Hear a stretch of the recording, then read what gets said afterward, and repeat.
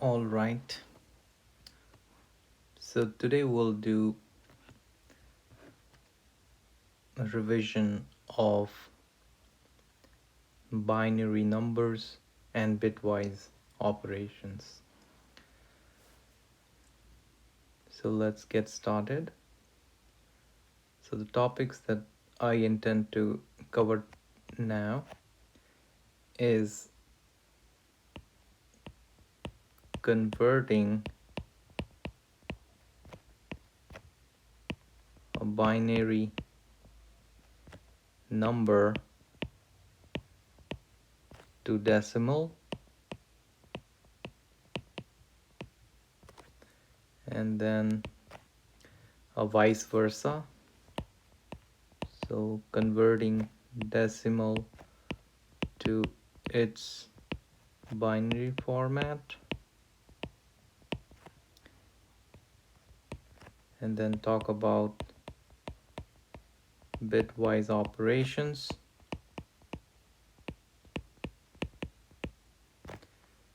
and those will be OR, and,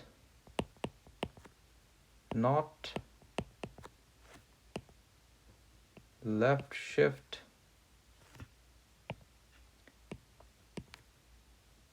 right shift, shift right logical. Okay, and then using these we'll discuss how to get if a bit position is 0 or 1. So given a bit pattern in a number, input number, if you want to get what's the ith bit in that number, we'll see how to get that. For example, in 1011, each bit, let's say, can be indexed. So this is the LSB, and 3 is most significant bit, least significant bit, right? Position. So if I say give me index 1 bit, this would be 1. If I say give me index 3 bit, so that would be 1. So that's what getBit is supposed to accomplish. Okay, so let's get started converting a binary number to decimal. Okay, so let's look at that. So 1011 is, let's say, is a number in base 2, that's binary, and we have to convert it into base 10. What's that going to be, right? Has to be calculated. Now one way to do that would be just write down the number, and each bit position from LSB to MSB, we write down the index, and then each position has a place value. So this is 2 to the power 0. So let me write that properly.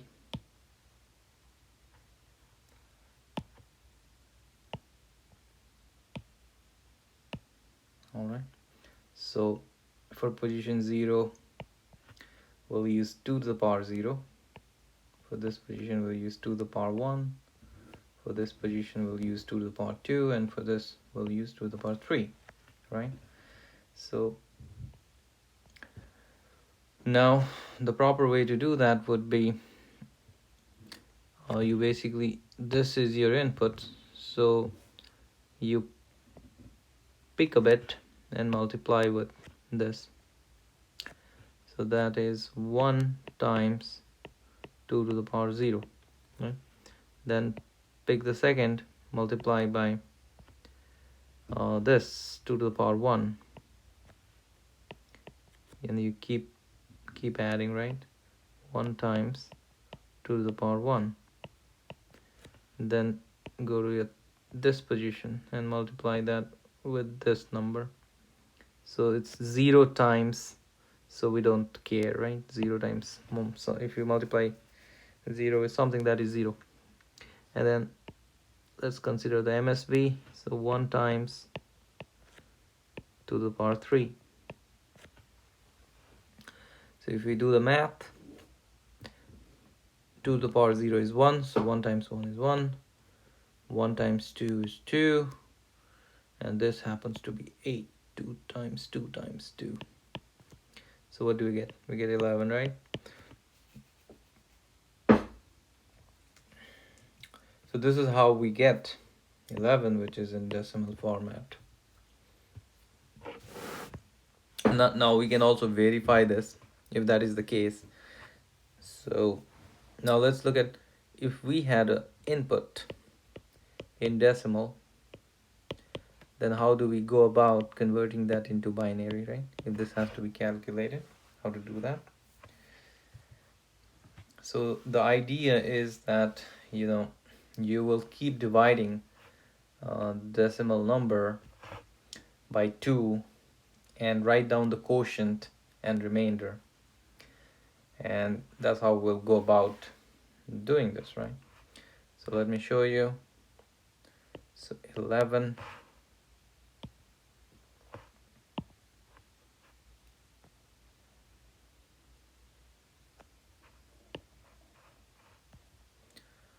all right, so you divide 11 by 2. Let me erase this.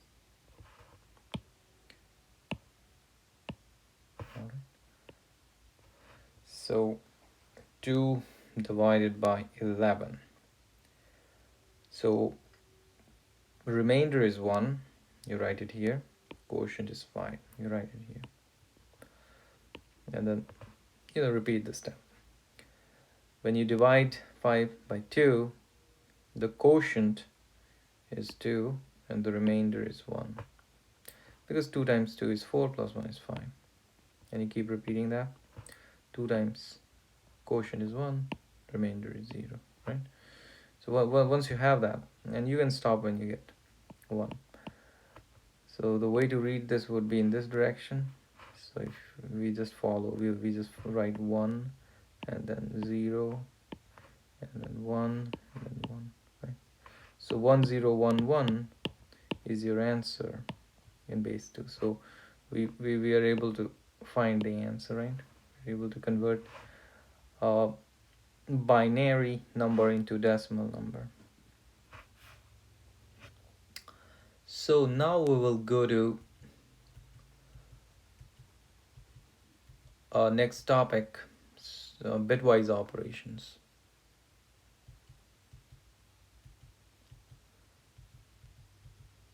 Okay.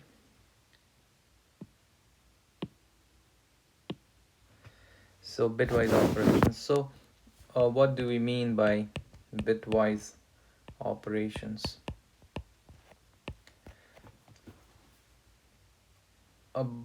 Just by the name you can say that these operations are bit by bit. That's why bitwise. So let me give you an example. So first let's consider OR.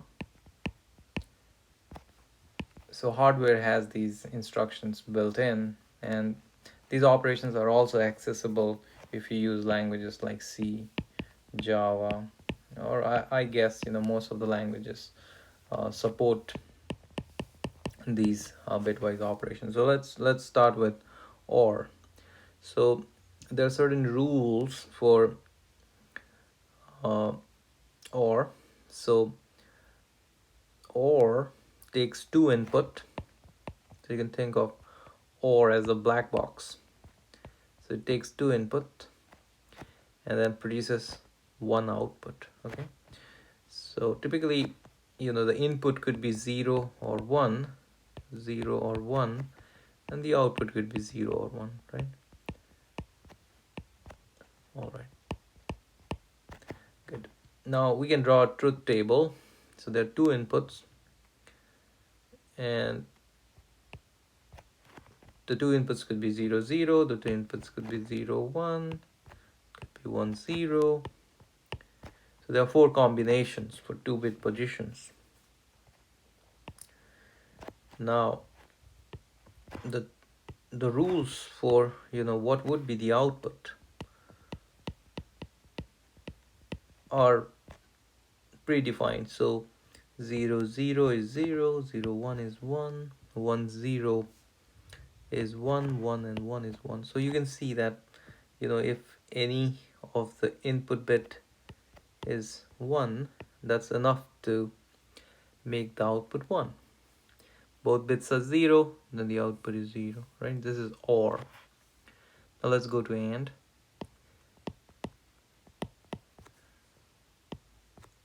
Now the AND is also a bitwise operation. So it also takes 2 input and produces 1 output, but the rules are different, okay?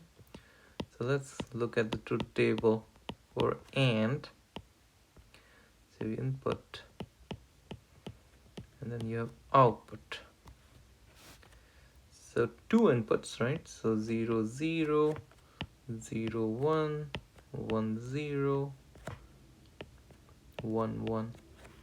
So here the rule says that if both inputs are 1, then only the output is 1. Otherwise it is 0, right? So we can compare them. And there is one more called XOR, which you can see in the slide. It's there. Now let's go to another bitwise operation, which is called shift. So you can shift left or shift right. To understand the concept, we can look at shift right. And we'll be using shift right in the problem also. Okay, what is shift right? So if you have, let's say, a bit, let's say 0 0 1, 0 0 0 1, right?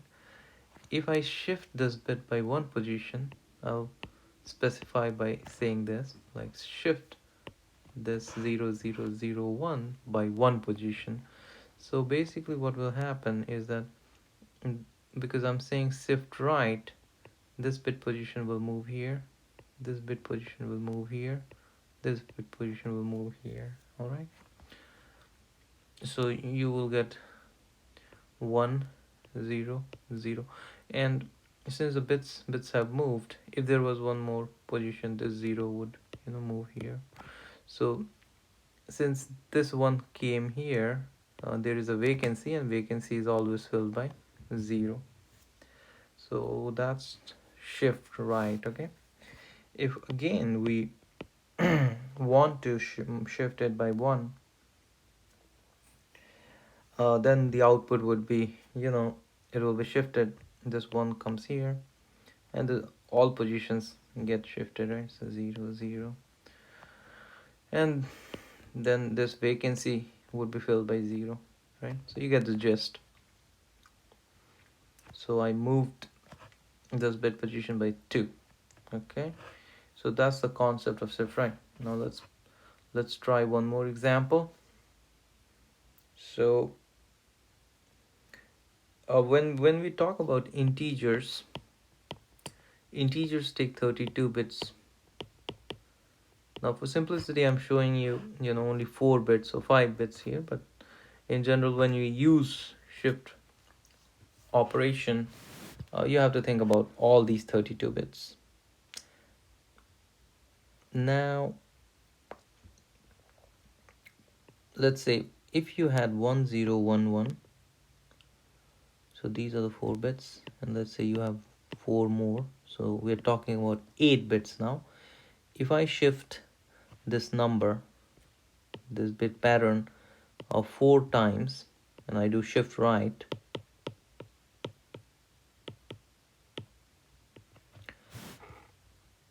you can see that 1 0 1 1 will come here, and since the bits have moved, the vacancy is filled by 0. Okay, so I moved it 4 times, so 1 comes to just verify. This came here, this came here, this came here 4 times. 1 2 3 4, right? Then it comes here. So, and then the reverse is shift left, where the direction of movement is towards the left. So that's about, shifting bits. Now, shifting has many uses. You can use shifting to manipulate the bit patterns according to applications. Now, one thing that is worth mentioning is that shifting a number is like multiplying the number by 2. So let's look at that. So if you have 0, 0, 1 and you shift right by 1, so that would be 1, 0. If you shift one more time, this will be 0, and then if you shift one more time, it will be this. Now one thing that you'll notice is that the value of this number is 1, this is 2, this is 4, and this is 8. Okay, so it so happens that shifting right by 1 bit position is like multiplying by 2, and you can see that, right? 1 times 2, 2 times 2 is 4, 4 times 2 is 8. So this has the effect of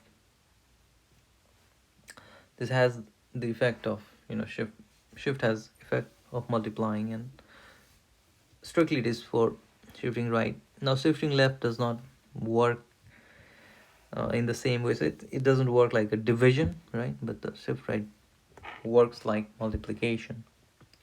I showed you by 1 bit position, but you can verify this with any arbitrary bit string, and this will work. All right, so now let's go to one more bitwise operation, and it's called complement, or better word is not. Okay, so this is the sign, it's a tilde, not. So not is very easy to remember. So if you apply a not, so it's like a box that takes one input and then produces one output. Okay, so if you apply a not, then it becomes 1, and if your input is 1 or you apply a not, the output becomes 0, right? So it's easy to remember. So if you have a bit pattern like 1, 1, 0, 1, and um, let's say x equals to this, so what will be not x? So the 1 becomes 0, 0 becomes 1, so this is not x. You can say complement x also. All right, so we now understand not as well. Now let's look at and or for a little bit bigger numbers. So let's try or with a bigger number. Okay, so if let's say you have two variables, a and b. A is 1, 0, 0, 1 and b is 0, 1, 1, 1. Okay, and if you do a and b, so remember this this ampersand is and, so it's easy to remember, right? And if you do this, then what you'll get. So now you have to always remember this table.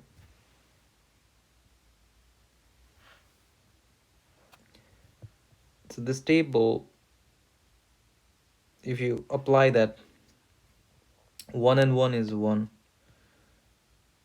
1 and 0 is 0, 0 and 1 is 0, 1, 0 is 0. So what's the output you get? The output you get is this 0, 0, 0 and 1. Right? Now let's try to do similarly. You can think of doing an OR. So let me do an OR operation here.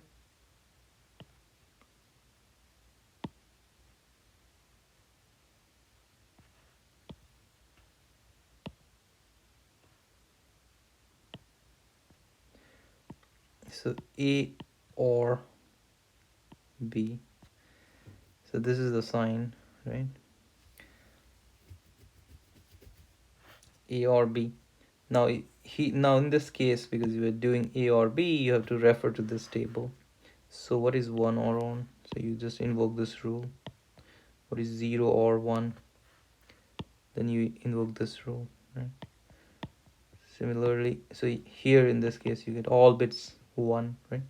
So now we know, and we say it bitwise because bit by bit you apply or rule or and rule depending on what is the bitwise operations being asked.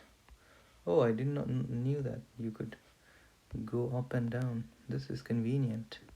But then good. All right. Now let's look at a problem.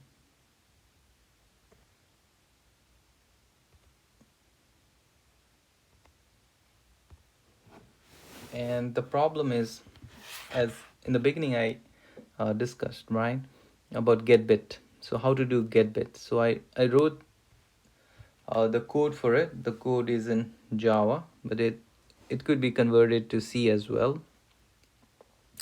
So let me again go through this code. First let me just say what is the intended output. So if you call this method and pass, let's say, 5 as num and 0, that means you're interested in first bit position, right? 0 means first bit position because we are counting from 0. So what is the expected output? Well, 5 means 101. So what is the 0th bit? That's 1, right? So you expect 1 as an answer. Now this is in this code it will return true. So true you can think of as 1. Now if you call this method and then pass num as 5 but I as 1, then now we are interested in this bit position, right? So 0 and then 1. So now your code should return false. That means this given bit position you're able to tell that it's 0 because false you can think of as 0. So now the requirements are clear. How do you do that, right? So let's go over the code. So first you shift 1 I times and then do and depending on the result you know. So let's see. So let's try getBit, this one, okay, the first one.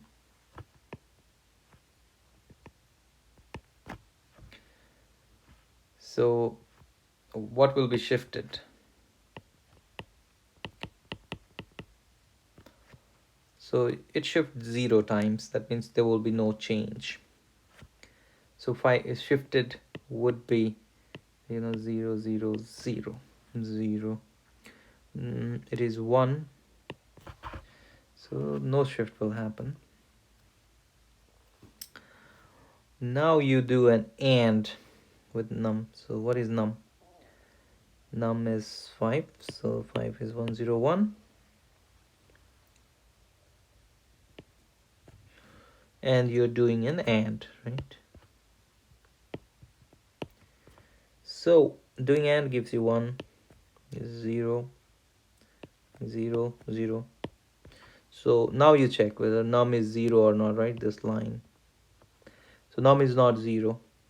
So you'll return true, and true means 1. So now you verify the answer, and the answer is that the 0th bit is 1, and the answer is right.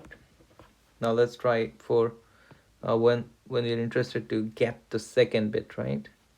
So will we get an answer 0 in this case? So let's verify 5 1. We expect the answer is 0 or false. So in this case you have to do this shift 1 times because I is 1. So shifted, what will be shifted?